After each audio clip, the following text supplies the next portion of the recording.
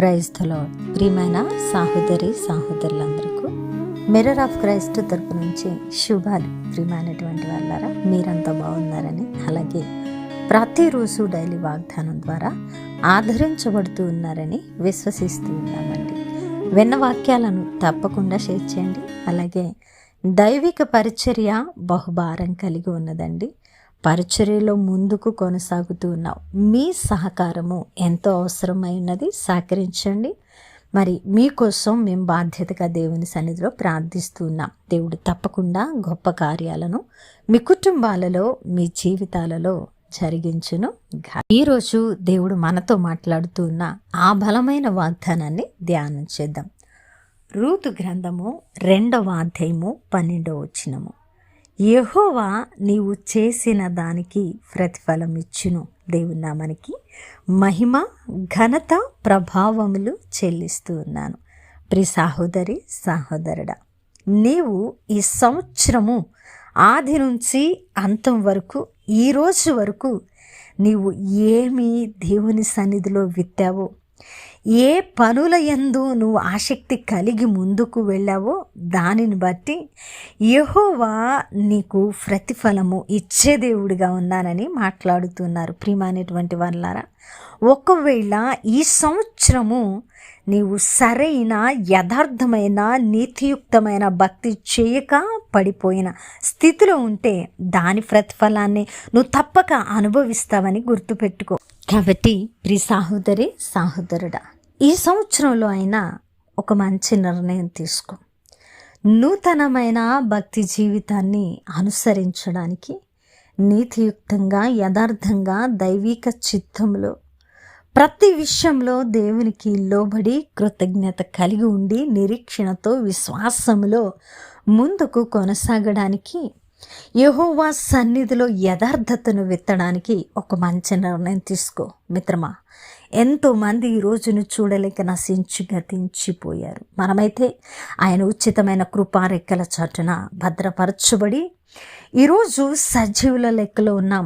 ఈ సంవత్సరము ముగింపు దినాలలో మనము నిలవబడ్డాము కేవలము దేవుని యొక్క కృప మాత్రమే. కాబట్టి ఏమి విత్తుతూ ఉన్నావో, యెహోవా సన్నిధిలో ఆయన యందు నువ్వు ఎలాగున భక్తి చేస్తూ విత్తుతూ ఉన్నావో, నువ్వు ఏమి చేస్తూ ఉన్నావో అది చాలా విలువైనదిగా ఆలోచన చేసే వ్యక్తిగా ఉండాలి. యెహోవా నీవు చేసిన దానికి ప్రతిఫలం ఇచ్చే దేవుడు. నీవు యథార్థత, నీతి, వాక్యము, దైవిక చిత్తమును గైకొనక లోకానుసారముగా నడుస్తూ లోకపరమైన మరి కార్యాలను చేస్తూ నువ్వు వాటినే విత్తితే ఆ పంటనే కోస్తావు. అలాగున విత్తి దేవుడు అద్భుతాలు, ఆశ్చర్యాలు, ఆశీర్వాదాలు ఇవ్వాలంటే సాధ్యపడదు మిత్రమా. కాబట్టి నీవు ఒకవేళ ఈ సంవత్సరంలో తప్పిపోయి ఉంటే సరి చేసుకొని రాబోతున్న నూతన సంవత్సరంలో నూతన వాగ్దానాలను పొందుకోవడానికి, మరి యెహోవా సన్నిధిలో నువ్వు చేసే ప్రతిదీ కూడా జాగ్రత్తగా చేయడానికి ఒక మంచి నిర్ణయం తీసుకుంటే ఆయన నువ్వు చేసిన దానికి మంచి ప్రతిఫలం ఇచ్చి తప్పక నిన్ను లేవనెత్తే దేవుడు.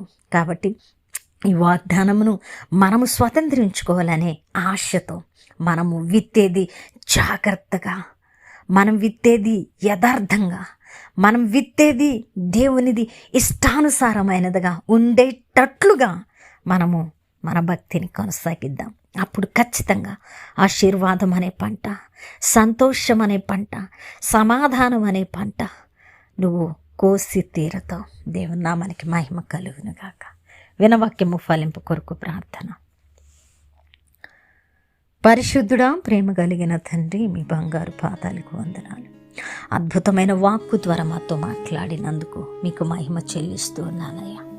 తండ్రి, మేము ఏమి విత్తితే అదే కోస్తామని మాట్లాడినందుకు వందనాలు. అవునయ్యా, మేము విత్తిన దాన్ని బట్టి ప్రతిఫలం అనుభవిస్తున్నాం, కానీ మీరు ఆశీర్వాదాలు ఇవ్వడం లేదని, మీరు మా జీవితాలు కట్టడం లేదని ప్రభువా మేము గొనుక్కుంటున్నాం. మేము సరిగా విత్తక, మేము సరిగా భక్తి చేయక మీ దగ్గర నుంచి వచ్చేవి మాత్రం మరి అద్భుతంగా ఉండాలని ఆశిస్తున్నాం. అది వెర్రితనం ప్రభువా. ఈరోజు మేము తెలుసుకున్నాం, మేము చేసిన దానికే ప్రతిఫలం పొందుకుంటామని. ప్రభువా, జీవితంలో తండ్రి ఎన్నో సంవత్సరాలు గతించిపోతున్నాయి. ఈ సంవత్సరం కూడా చివరి దినాల్లో ఉన్నాం. రాబోయే నూతన సంవత్సరంలో అయినా యథార్థంగా మీ ఇష్టానుసారంగా విత్తి తగిన పంట కోయడానికి మాకు సహాయం చేయమని, చేసిన ప్రార్థనకు దీవెన జవాబు ఇచ్చారని నమ్ముతూ ఈ పరిచయకు సహకరిస్తున్న ప్రతి కుటుంబాన్ని నూరంతలు దీవించి ఆశీర్వదించి మెండైన ఆశీర్వాదాలు కుమరించమని ఈ ప్రార్థన అజరుడైన యేసుక్రీస్తు నామమున సమర్పించి అడిగి వేడుకుంటున్నాము తండ్రి. ఆమేన్. ప్రియమైన దేవుని బిడ్డలారా, వినవాక్యాన్ని తప్పకుండా షేర్ చేయండి. అలాగే దైవిక పరిచర్య బహుభారం కలిగి ఉన్నది, సహకరించండి. మరి దేవుని చిత్తమైతే మరలా కలుసుకుందాం. దేవుడు మిమ్మను దీవించును కాక. ఆమేన్.